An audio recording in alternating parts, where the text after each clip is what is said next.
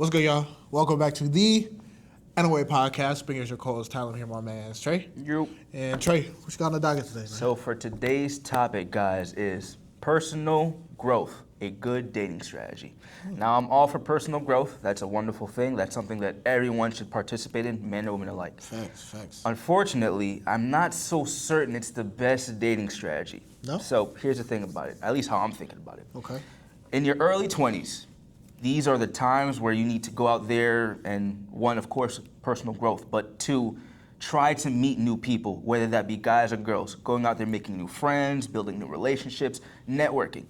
If all you do is spend time by yourself, personal growth, going to the gym, reading books, essentially just trying to make yourself a better person, you don't work on the social side of personal growth, in my opinion. You don't work on trying to socialize with new people, going out there and trying to build your confidence in approaching women, going out there and learning how different people can be. And later in life, I've always heard from just like older folks, it's very difficult to make friends in your 40s and 50s because a lot of people, one, already have their own personal friend groups, already stuck in their ways, and they don't really want to change or go out or do those types of things. So it is important for us to kind of have a balance. Of course, personal growth, definitely want to do that, but save some time to go out there if dating is something that you want to do. Go out there and meet new people. Meet guys, meet girls. For the ladies, I think it's extremely important, especially if you want to have children. These are the years, your early 20s are the years you need to be doing that, you know? I know a lot of, the media now says you can have kids in your late 30s, 40s. I don't believe none of that, frankly. Biology says otherwise, and I believe biology. You're the most fertile you'll ever be in your 20s. I heard, I'm not 100% sure if this stat's true, but like 90% of their eggs are gone by 35. And I actually have sisters who are struggling trying to get pregnant because, they're trying later in life, compared to in their early 20s, so. That's fair. Personal growth is a good thing, but it shouldn't be your only thing if that is something that you are interested in, whether it be pursuing a relationship or just relationships in general. That's just my opinion, though. What do you think? I see where you're coming from, and I actually agree with you, but I guess my stance, I agree with you, but I guess my reasoning is a little different. Okay, yeah. Because I believe, too, socialization is a part of personal growth. Yes, it's another niche, yep. There's a lot that goes into personal growth, but I think socialization is a part of it. Because I think that's how you grow as a person. I think that's how you learn. That's how you get new experiences. Yep. But the reason why I don't think it's a good dating strategy is because I feel like females really don't care about personal growth. No. Like, I feel like No. I have female friends who are with men who can care less about personal growth, aren't necessarily working to be better. They don't seem like they care to get better. That's true. But yet they still with them. And I got homies who have a very hard time getting females That are well put together. who care about personal growth. Got jobs. Got very good jobs and keep trying to elevate. Go to the gym. Got their body right. Hygiene correct. Yeah, they try to go out. They try to socialize, can speak well, yeah, and quite all confident. that, bro. Yep. They care about personal growth, but yet they got a hard time themselves getting females. So I feel like nowadays, a lot of female in our generation, they don't really care about personal growth. Like, that's not something that I feel like they really care about. They're looking for in a man. Correct. Or they say that's what they care about. Hey, I want a man who's elevating, who's ambitious, and all this other stuff. But your actions say otherwise. Yeah, they still date bumps. Yeah, your actions So say it's like, how much do you really care about personal growth? So, like, if that's your only strategy against women is, like, just elevating yourself, even though that's what you should do, like, for yourself, I don't think you should do it for women. Yeah, you should just do it for you. Yeah, like, you do personal growth for yourself, and then you essentially find a different strategy to go out and get women.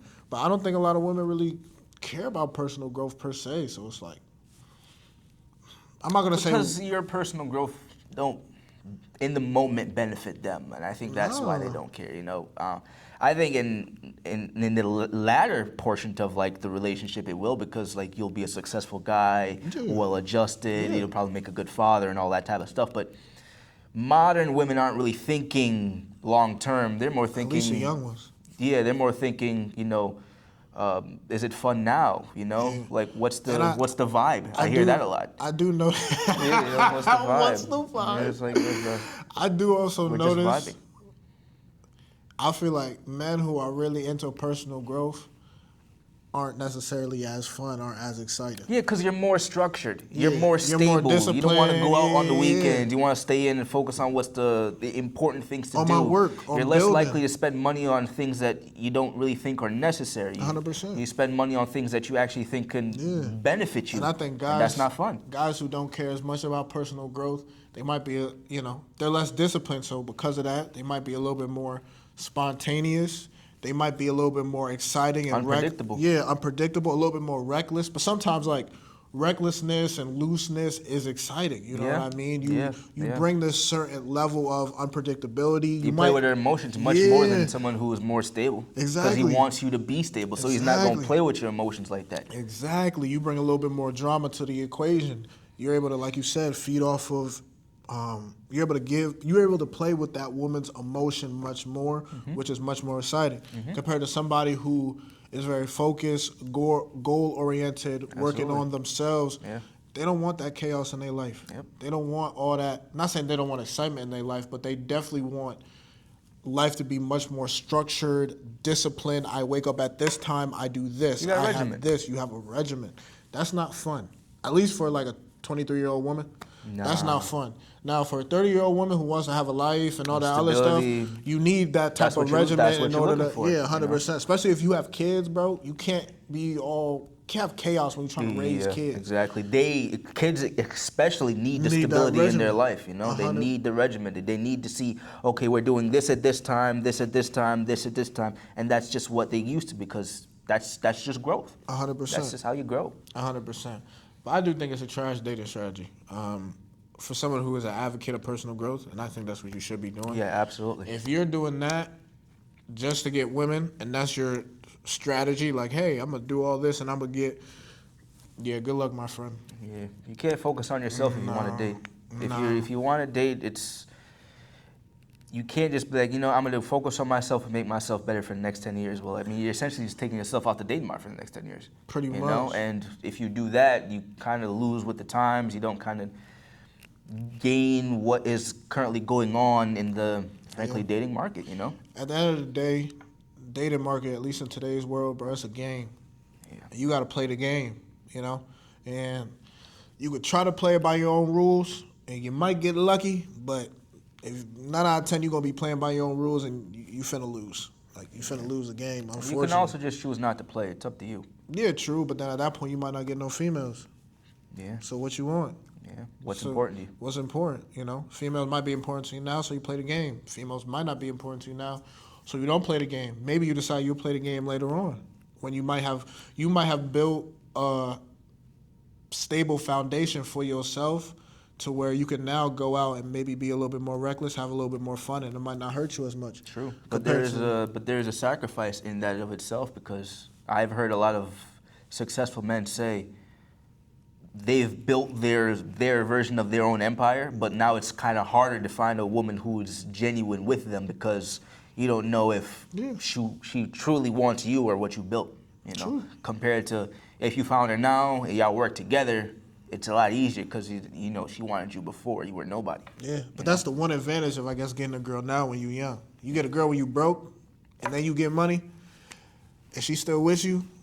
You kind of know, hey, well, she liked me when I was broke, so she definitely gonna like me when I got some money. True. Compared to getting rich and then getting a girl, there's a good chance she's just gonna like you for the bread. And even in the former strategy, there's a risk to everything. Even in the former strategy, if you do have a girl when you're broke and y'all work your way up together, she leaving, bro. She taking half. Like that's half of your stuff gone. That's half of your empire just wiped out. And for some guys, it's much more than half. So it's generally a risk you take. It reminds me of that football player.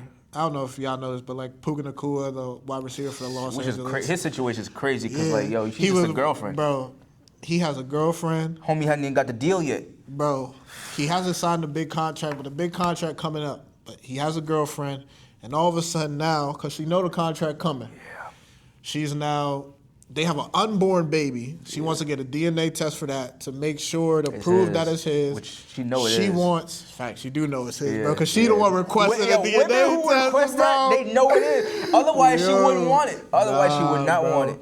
Shorty wants money and support. Yo, they're not even broken up. Yeah. They're still together, which that's what makes everything crazy. Yeah. She wants money to support her throughout the pregnancy, whatever she needs for, or throughout the pregnancy, she wants support through that. She, of course, wants support throughout the child's life, of course, through yeah. all that, and she wants full custody of the kid. Yeah. So if they were to break up, she would have full custody homie of the gets kid. visitation. And he has visitation rights and all this other stuff.